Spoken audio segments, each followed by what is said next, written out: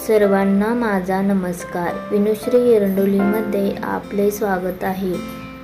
आज आपण पाहणार आहोत स्वामी समर्थांचे अतिशय सुंदर सुविचार.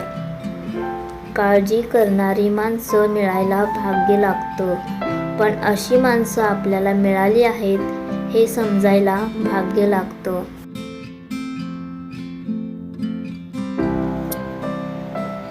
मीपणा दूर ठेवा आणि विश्वास आपल्या पदरी जपा, तर कधीच अपयश येणार नाही.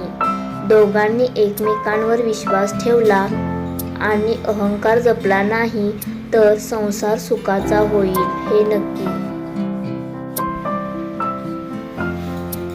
फक्त स्वतःचा विचार करणारे लोक फार थोड्या कालावधीसाठी प्रगती करतात, पण जे सर्वांचा विचार करतात त्यांची प्रगती कायम होत राहते. वेळ निघून गेल्यावर सुचलेला विचार आणि पिके जळून गेल्यानंतर पडलेला पाऊस याची किंमत सारखीच असते.